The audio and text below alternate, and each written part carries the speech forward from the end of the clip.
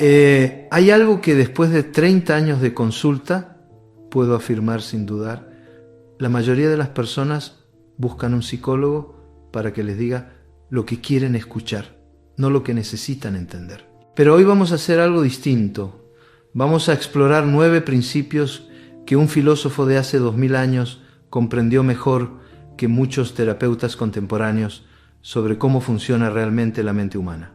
Me he dado cuenta de que cuando alguien llega a mi consulta después de los 40, ya no viene buscando que le arregle la vida, viene buscando herramientas para arreglársela él mismo. Y esa precisamente es la diferencia entre la terapia que infantiliza y la que libera. Epicteto era un esclavo que se convirtió en uno de los hombres más libres de su época, no por cambiar sus circunstancias, sino por cambiar su relación con ellas. Y lo que descubrió sobre el funcionamiento de la mente humana coincide de manera inquietante con lo que hoy sabemos sobre neuroplasticidad, terapia cognitiva y regulación emocional. El primer principio que quiero compartir contigo es tan simple que resulta revolucionario. Lo que te afecta no es lo que acontece, sino cómo interpretas lo que acontece. Detente un momento y piensa en la última vez que te sentiste profundamente herido por algo que alguien dijo. ¿Fueron realmente las palabras las que te lastimaron o fue el significado que les diste? Porque te aseguro algo, esas mismas palabras, dichas por otra persona, en otro contexto o interpretadas desde otro lugar emocional, podrían haberte resultado completamente inofensivas. Esto no es filosofía barata. Es neurociencia aplicada. Tu cerebro no procesa los hechos en bruto, procesa interpretaciones. Y esas interpretaciones están construidas sobre creencias que en su mayoría nunca has cuestionado conscientemente. Cuando era más joven como terapeuta, creía que mi trabajo consistía en ayudar a las personas a cambiar las circunstancias que las lastimaban. Con los años he comprendido algo mucho más poderoso. Mi trabajo consiste en ayudarlas a cambiar la relación que tienen con esas circunstancias. Porque las circunstancias van y vienen, pero tú tienes que vivir contigo mismo todos los días. Aquí tienes una herramienta que puede transformar tu vida emocional si la aplicas con consistencia. La próxima vez que algo te perturbe, hazte 3 preguntas. ¿Qué estoy pensando exactamente sobre esto? ¿Esta idea es completamente verdadera? ¿Me protege o me daña pensar así? Te voy a dar un ejemplo concreto. Una mujer me decía hace poco, mi jefe me ignoró en la reunión. Eso significa que no valgo nada para él. ¿Ves lo que hizo su mente? Transformó un hecho neutral, el silencio de otra persona, en una verdad absoluta sobre su propio valor. Y esa interpretación, no el silencio del jefe, era lo que la estaba destrozando. El segundo principio va al corazón de lo que significa ser emocionalmente maduro. Concéntrate en lo que está bajo tu control y libérate del resto. Esto suena obvio hasta que realmente lo examinas. La mayoría de las personas dedican el 80% de su energía emocional a intentar controlar cosas que están completamente fuera de su alcance. Lo que otros piensan de ellos, lo que pasó en el pasado, lo que podría suceder en el futuro, cómo reaccionarán las personas a sus decisiones. Mientras tanto, descuidan las únicas cosas que realmente pueden controlar: sus propias decisiones, sus respuestas emocionales, su manera de interpretar lo que les sucede, cómo eligen gastar su tiempo y su energía. He visto a personas destruirse emocionalmente intentando cambiar a parejas que no quieren cambiar. He visto a padres volverse neuróticos tratando de controlar cada aspecto de la vida de hijos adultos. He visto a profesionales brillantes hundir su autoestima porque no pueden controlar las decisiones de sus jefes. ¿Sabes cuál es la paradoja más cruel del control? Mientras más intentas controlar lo que no depende de ti, menos control tienes sobre lo que sí depende de ti. Quiero que hagas un ejercicio conmigo. Piensa en algo que te está generando ansiedad en este momento. Ahora divídelo mentalmente en 2 columnas. Lo que depende de ti y lo que no depende de ti. Sé brutalmente honesto. Si algo no depende completamente de ti, va a la segunda columna. Lo que vas a descubrir es liberador y aterrador al mismo tiempo. Liberador porque te das cuenta de cuánta energía has estado desperdiciando. Aterrador porque te das cuenta de cuánta responsabilidad real tienes sobre tu propia vida emocional. El tercer principio toca algo que muy pocas personas están dispuestas a reconocer. Te vuelves libre no al satisfacer tus deseos, sino al no depender de ellos. Vivimos en una cultura que te dice constantemente que eres lo que consigues, lo que posees, lo que otros piensan de ti. Pero la libertad emocional real funciona exactamente al revés. Eres más libre mientras menos necesites para sentirte completo. Esto no significa convertirte en una asceta o reprimir tus deseos legítimos. Significa distinguir entre desear algo y depender de ello para tu equilibrio emocional. Déjame explicarte la diferencia con un ejemplo. Una cosa es desear que tu pareja te demuestre afecto. Otra cosa completamente distinta es que tu autoestima dependa de esas demostraciones de afecto. En el primer caso, eres una persona completa que aprecia las caricias emocionales. En el segundo, eres un adicto emocional que se desmorona cuando no recibe su dosis. La dependencia emocional no solo te hace vulnerable, te hace manipulable. Cuando necesitas desesperadamente algo de otra persona, esa persona tiene poder sobre ti, lo sepa o no, lo quiera o no. He trabajado con ejecutivos exitosos que se derrumbaban porque su jefe no los elogió en una reunión, con madres que entraban en crisis porque sus hijos adultos no las llamaron el domingo, con personas que se torturaban porque no recibieron la cantidad correcta de likes en una publicación de redes sociales. ¿Qué tienen en común todos estos casos? Han confundido deseos legítimos con necesidades emocionales absolutas. Y esa confusión les ha robado su libertad interior. El cuarto principio requiere una madurez emocional que solo se desarrolla con el tiempo y generalmente con sufrimiento. Acepta lo que la vida trae y transforma la adversidad en entrenamiento emocional. Aquí necesito ser muy claro contigo. No estoy hablando de resignación pasiva o de convertirte en un felpudo emocional. Estoy hablando de algo mucho más sofisticado. La capacidad de no añadir sufrimiento innecesario al dolor inevitable de la vida. Hay una diferencia fundamental entre dolor y sufrimiento. El dolor es lo que la vida te hace. El sufrimiento es lo que tú le haces al dolor. Cuando te resistes a lo que ya ha sucedido, cuando te torturas con ¿por qué a mí?, cuando gastas energía luchando contra realidades que ya no puedes cambiar, estás añadiendo sufrimiento al dolor. Pero cuando aceptas lo que ha sucedido, no como algo bueno o malo, sino simplemente como algo que puedes dirigir toda tu energía hacia lo único que realmente importa. ¿Cómo vas a responder a partir de ahora? He visto personas que transformaron las experiencias más devastadoras en fuentes de fortaleza y sabiduría. No porque idealizaran el dolor, sino porque dejaron de luchar contra lo que ya había pasado y se concentraron en lo que podían construir a partir de ahí. Una mujer que perdió a su esposo en un accidente me dijo algo que nunca he olvidado: no puedo elegir lo que me pasó, pero puedo elegir lo que hago con lo que me pasó. Esa es la diferencia entre ser víctima de tu historia y ser el autor de tu respuesta. El quinto principio confronta uno de los mitos más tóxicos de nuestra cultura. Ser principiante en lo bueno es mejor que ser experto en lo destructivo. Vivimos obsesionados con la competencia, con ser los mejores, con no cometer errores, y esa obsesión nos paraliza cuando necesitamos cambiar patrones que ya no nos sirven. ¿Cuántas personas conoces que prefieren seguir siendo excelentes en relaciones tóxicas antes que ser torpes en relaciones saludables? ¿Cuántos se mantienen en trabajos que los destruyen porque ahí son competentes, en lugar de aventurarse a campos donde tendrían que empezar desde cero?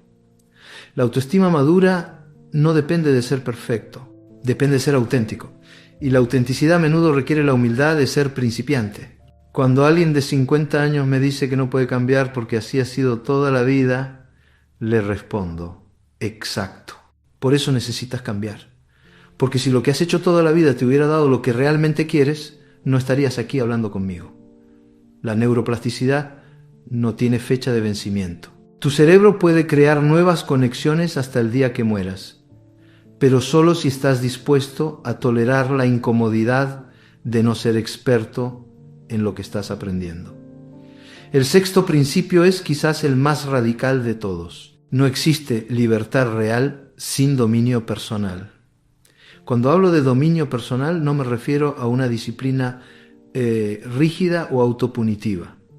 Me refiero a la capacidad de elegir conscientemente tu respuesta en lugar de reaccionar automáticamente. ¿Sabes cuál es la diferencia entre una persona emocionalmente madura y una que no lo es? La persona madura tiene un espacio entre el estímulo y la respuesta. Cuando algo la provoca, no reacciona inmediatamente. Se toma un momento, evalúa sus opciones y luego elige cómo responder. Esa pausa, ese espacio, es donde vive tu libertad. Y es también donde la mayoría de las personas la pierden. He trabajado con individuos brillantes, exitosos en sus carreras, que se convertían en niños de 5 años cuando alguien los contradecía. Con mujeres fuertes e independientes que se desmoronaban completamente cuando sus exparejas empezaban relaciones nuevas. Con hombres que construyeron imperios empresariales pero no podían resistir la tentación de revisar compulsivamente las redes sociales de sus exparejas. ¿Qué tenían en común? Habían desarrollado dominio en áreas externas de sus vidas, pero habían descuidado el dominio interno. Eran dueños de muchas cosas, pero no de sí mismos.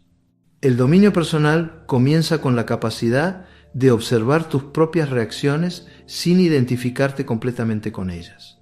De poder decir, parte de mí siente rabia, pero yo no soy esa rabia. Parte de mí tiene miedo, pero yo no soy ese miedo. El séptimo principio revela algo que la mayoría prefiere no reconocer. La adversidad no te define, te expone. Hay una creencia muy extendida de que las circunstancias difíciles cambian a las personas, pero mi experiencia clínica me ha enseñado algo diferente. Las circunstancias difíciles no cambian a las personas, las revelan. Cuando la vida te pone bajo presión, no te conviertes en alguien diferente, te conviertes en una versión más auténtica de quien ya eres. Los miedos que tenías escondidos salen a la superficie. Las fortalezas que no sabías que poseías se manifiestan. Los valores que realmente importan se separan de los que solo creías importantes. Una crisis matrimonial no crea problemas de comunicación, los expone. Una crisis laboral no genera inseguridades, las saca a la luz. Una enfermedad no te da coraje, o lo contrario, revela el coraje que ya tenías o la cobardía que habías estado evitando enfrentar. Esto puede ser devastador o liberador, dependiendo de cómo lo uses. Es devastador si usas lo que descubres como evidencia de lo terrible que eres. Es liberador si lo usas como información valiosa sobre dónde necesitas crecer. Cada vez que algo te desestabiliza emocionalmente, te está dando información preciosa sobre una parte de ti que necesita atención. No sobre lo malo que eres, sino sobre lo humano que eres. El octavo principio desafía la tendencia moderna de hablar mucho y actuar poco. Habla menos sobre tus valores y vive más de acuerdo con ellos. Vivimos en la era de la comunicación, donde todo el mundo tiene una opinión sobre todo y la comparte constantemente, pero hay una diferencia abismal entre proclamar tus valores y encarnarlos. La coherencia entre lo que piensas, lo que dices y lo que haces no es solo una cuestión ética, es una cuestión de salud mental. Cuando hay discrepancia entre tu discurso interno y tus acciones, generas lo que en psicología llamamos disonancia cognitiva. Y esa disonancia se manifiesta como ansiedad, culpa, irritabilidad y baja autoestima. No puedes respetarte a ti mismo si constantemente actúas contra lo que dices que es importante para ti. No puedes tener autoestima estable si tu comportamiento contradice tus valores declarados. He visto a personas que se declaraban defensores de la honestidad, pero mentían sistemáticamente en sus relaciones. Individuos que hablaban constantemente sobre la importancia de la familia, pero no encontraban tiempo para estar presentes con sus hijos. Profesionales que predicaban sobre el equilibrio vida-trabajo, pero sacrificaban su salud y sus relaciones por el éxito. ¿Qué crees que le pasaba a su autoestima? ¿Qué crees que le pasaba a su paz interior? La integridad no es un lujo moral, es una necesidad psicológica. Cuando tus acciones están alineadas con tus valores más profundos, experimentas algo que muy pocas personas conocen: la sensación de estar en casa contigo mismo. El noveno y último principio es quizás el más difícil de alcanzar, pero también el más transformador. Imagina vivir como si nada externo pudiera tocar tu paz interior. No estoy hablando de convertirte en una piedra emocional o de desconectarte de los demás. Estoy hablando de desarrollar lo que llamo autonomía emocional, la capacidad de mantener tu equilibrio interior independientemente de las turbulencias exteriores. Piensa en las personas que más admiras emocionalmente. ¿Qué tienen en común? Una cierta serenidad que no depende de que todo esté perfecto a su alrededor. Una estabilidad que viene de adentro, no de afuera. Esas personas han entendido algo fundamental, que la paz no es la ausencia de problemas. La paz es la presencia de recursos internos para manejar cualquier problema que surja. Cuando tu equilibrio emocional depende de factores externos, del comportamiento de otros, de circunstancias que no controlas, de que las cosas salgan exactamente como las planificaste, vives en una montaña rusa emocional permanente. Un día estás arriba porque algo salió bien. Al día siguiente estás abajo porque algo salió mal. Pero cuando has desarrollado autonomía emocional, tienes acceso a una estabilidad que no depende de variables externas. No porque seas insensible a lo que pasa afuera, sino porque has cultivado recursos internos suficientes para mantener tu centro sin importar qué tormentas se desaten a tu alrededor. Esto no sucede de la noche a la mañana. Es el resultado de años de práctica consciente, de pequeñas decisiones diarias, de no permitir que tu estado emocional sea secuestrado por circunstancias externas. Cada vez que eliges no reaccionar automáticamente a una provocación, estás fortaleciendo tu autonomía emocional. Cada vez que decides no tomar como personal el mal humor de otra persona, estás construyendo tu centro interior. Cada vez que mantienes tu calma en medio del caos, estás desarrollando un recurso que nadie te puede quitar. Ahora bien, hay algo crucial que necesito aclarar antes de continuar. Estos principios no son una fórmula mágica para eliminar el dolor de tu vida. El dolor forma parte de la experiencia humana. Lo que estos principios sí pueden hacer es evitar que añada sufrimiento innecesario a ese dolor inevitable. La diferencia es fundamental. Una pérdida duele. Es natural, es humano, es necesario. Pero torturarte durante meses con pensamientos como debería haber hecho algo diferente o nunca me voy a recuperar de esto, es sufrimiento añadido. Y ese sufrimiento añadido es opcional. He observado que las personas que mejor navegan las crisis de la vida no son las que sienten menos dolor. Son las que han aprendido a distinguir entre el dolor que viene de la vida y el dolor que viene de su resistencia a la vida. También he notado algo curioso en mis años de práctica. Las personas que más hablan sobre estos principios filosóficos a menudo son las que menos los practican. Es más fácil filosofar sobre el desapego que practicarlo cuando tu hijo adolescente te está gritando. Es más simple teorizar sobre la aceptación que vivirla cuando pierdes el trabajo que creías seguro. Por eso insisto en que estos no son conceptos para entender intelectualmente. Son músculos emocionales para desarrollar progresivamente. Y como cualquier músculo, se fortalecen con uso consistente, no con comprensión teórica. Existe también una trampa sutil en la que caen muchas personas cuando comienzan a trabajar con estos principios. Empiezan a usarlos como una nueva forma de control. Intentan controlar sus emociones, controlar sus pensamientos, controlar sus reacciones. Pero eso es exactamente lo opuesto a lo que estamos buscando. La libertad emocional no viene de controlar tus sentimientos, viene de cambiar tu relación con ellos. No se trata de no sentir miedo, sino de no ser controlado por el miedo. No se trata de no sentir tristeza, sino de no perderte en la tristeza. La madurez emocional que buscamos es más parecida a aprender a surfear que a construir un muro. El surfista no controla las olas. Aprende a moverse con ellas, a mantener el equilibrio sobre ellas, a usar su fuerza en lugar de luchar contra ella. Al final, estos 9 principios no son solo filosofía antigua ni técnicas psicológicas modernas. Son herramientas de supervivencia emocional para cualquier persona que quiera vivir una vida auténtica en un mundo que constantemente trata de descentrarte. No te voy a mentir diciéndote que aplicar estos principios es fácil. No lo es.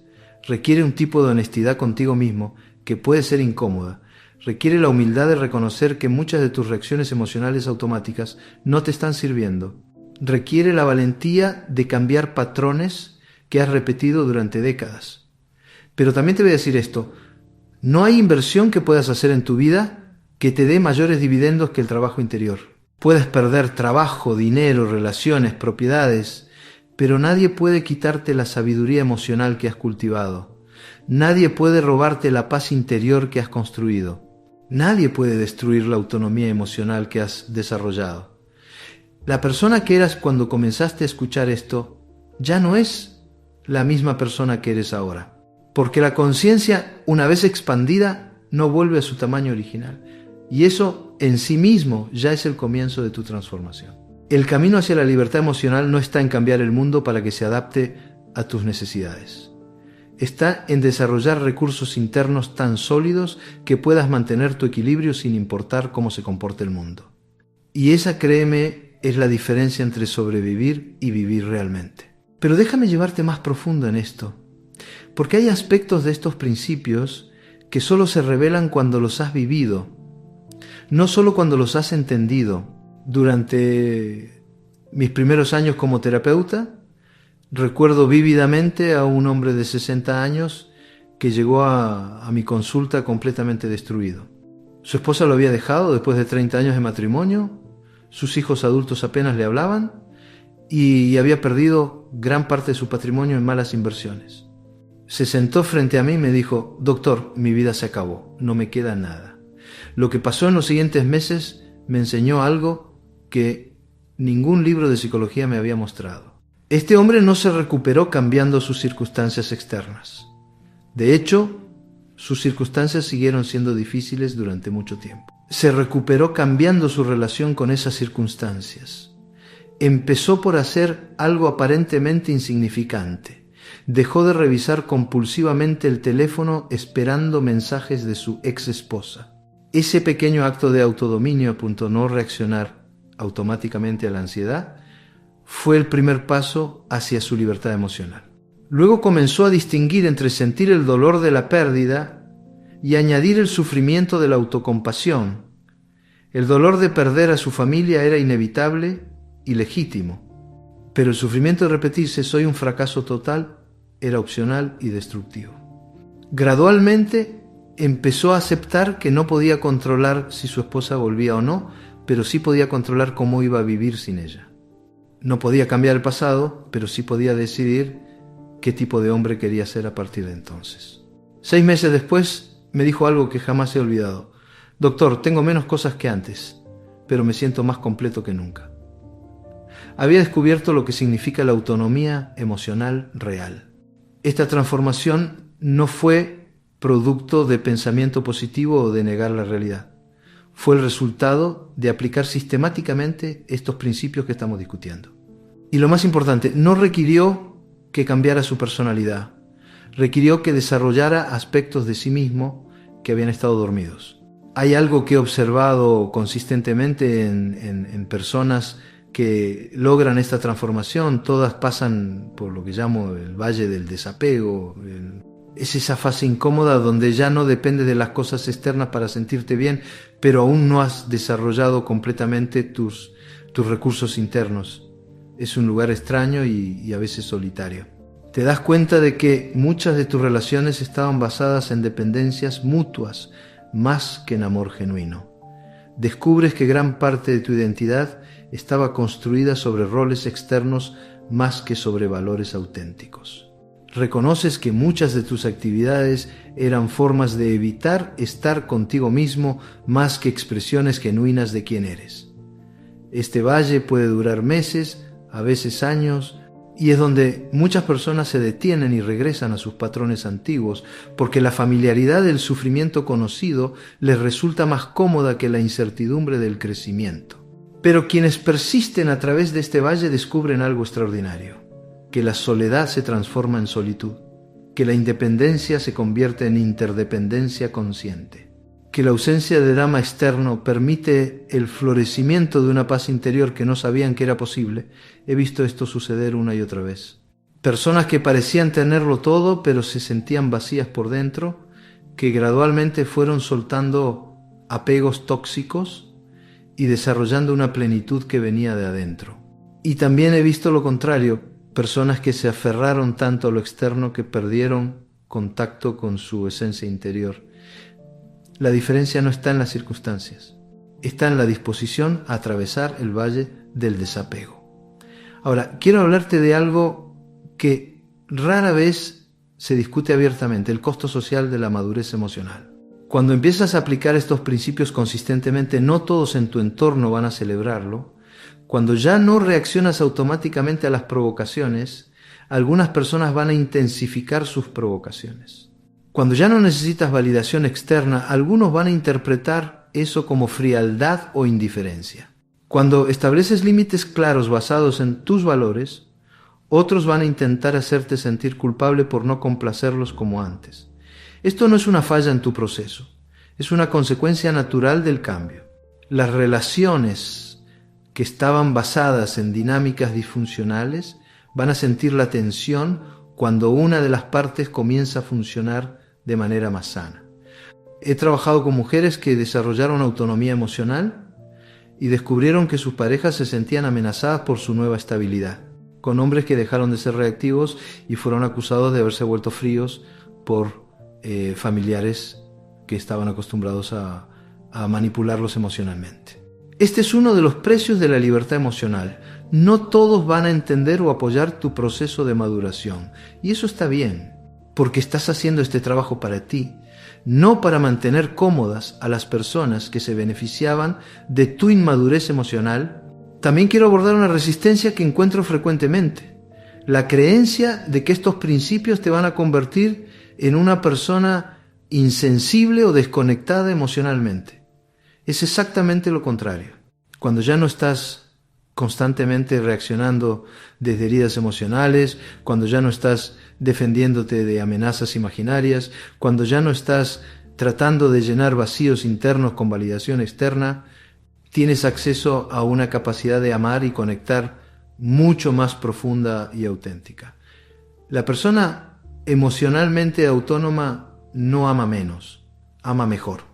No porque necesite el amor del otro para sentirse completa, sino porque elige amar desde su plenitud, no porque tema perder al otro, sino porque valora genuinamente su presencia. Hay una enorme diferencia entre el amor que viene de la necesidad y el amor que viene de la abundancia interior. El primero es posesivo, ansioso, condicionado. El segundo es libre, generoso, incondicional.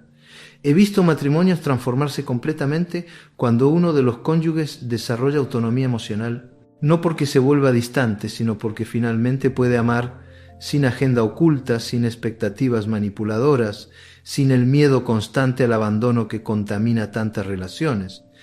Existe también lo que llamo la paradoja de la simplicidad. Estos principios son conceptualmente simples, pero emocionalmente complejos de implementar. Es fácil entender que no debes depender de otros para tu autoestima. Es mucho más difícil no sentir un vacío en el pecho cuando alguien importante te critica. Es simple comprender que no puedes controlar las reacciones de otros. Es infinitamente más complejo mantener tu equilibrio cuando tu hijo adolescente te grita que lo odias, o cuando tu pareja te amenaza con irse, si no haces lo que quiere. La simplicidad conceptual de estos principios puede ser engañosa, pueden sonar como sentido común hasta que intentas aplicarlos en el calor del momento emocional. Ahí es donde descubres cuán profundamente arraigados están tus patrones reactivos. Por eso la práctica diaria es fundamental. No puedes desarrollar fortaleza emocional solo en los momentos de crisis. Es como pretender que vas a correr una maratón sin haber entrenado nunca. La capacidad de mantener tu centro en las tormentas emocionales se construye en los momentos de calma, con decisiones pequeñas pero consistentes. Cada vez que eliges no revisar obsesivamente las redes sociales de tu expareja, estás fortaleciendo tu autonomía emocional. Cada vez que decides no tomar como personal el mal humor de tu jefe, estás desarrollando ecuanimidad. Cada vez que respondes en lugar de reaccionar a una provocación, estás expandiendo ese espacio sagrado entre estímulo y respuesta. Estas prácticas aparentemente menores se acumulan con el tiempo hasta convertirse en una transformación fundamental de tu manera de estar en el mundo. Finalmente, quiero compartir contigo algo que he aprendido después de décadas de trabajo interior y de acompañar a otros en sus procesos. La libertad emocional no es un destino al que llegas. Es una práctica que cultivas cada día. No hay un momento en el que puedas decir, ya logré la madurez emocional completa. Siempre van a aparecer situaciones que te desafíen de maneras nuevas. Siempre va a haber oportunidades de profundizar tu comprensión de estos principios. Pero lo que sí cambia dramáticamente es tu relación con los desafíos.